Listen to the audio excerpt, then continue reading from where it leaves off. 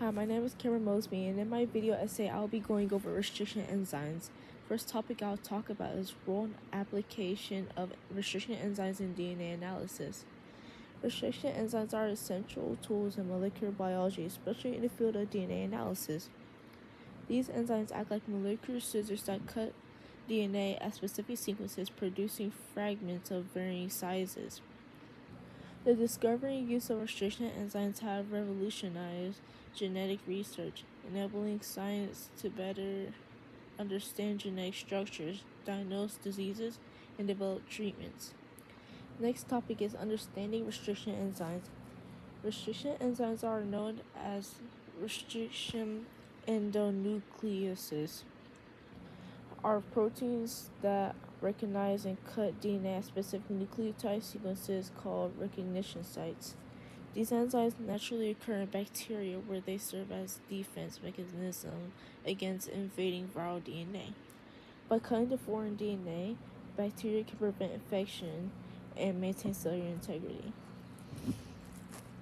Each restriction enzyme has a unique recognition sequence, usually 4 to 8 base pairs long, and will only cut DNA at those specific sites.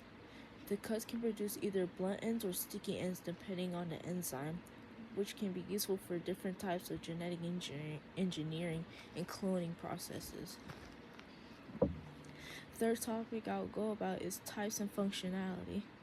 There are several types of restriction enzymes categorized primarily based on their recognition sequences and cleavage properties. Type 1 enzymes cut DNA at sites far from their recognition sequences. Type 2 enzymes cut within near their recognition sites, and type 3 enzymes cut at a short distance from the recognition sequences. Among these, type 2 enzymes are most commonly used in molecular biology due to the precise and predictable cutting behavior. Fourth topic I'll talk about is advantages and limitations. The advantages of restriction enzyme use are numerous.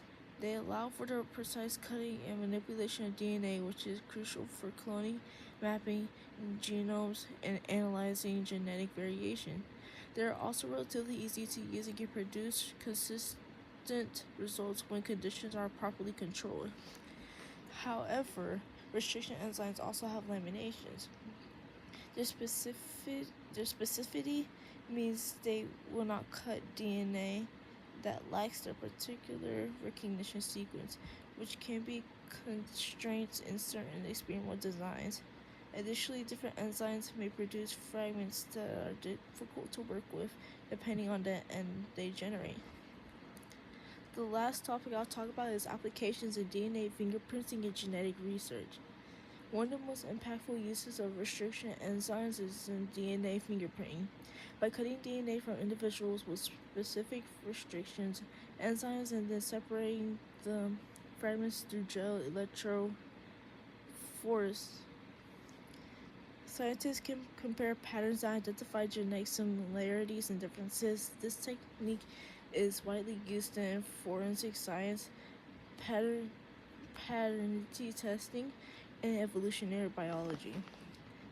Restriction enzymes are also vital in genetic engineering, allowing scientists to insert or remove genes in organisms to study gene functions or develop genetically modified organisms, which is called GMOs. This has applications in medicine, agriculture, and environmental science. In conclusion, restriction enzymes play a crucial role in modern molecular biology. They enable scientists to dissect and analyze DNA with great precision, facilitating a wide range of applications from genetic research to forensic analysis. Understanding how these enzymes function, their different types, and their advantages and limitations is fundamental to exploring the genetic code and harnessing its potential for science and medicine.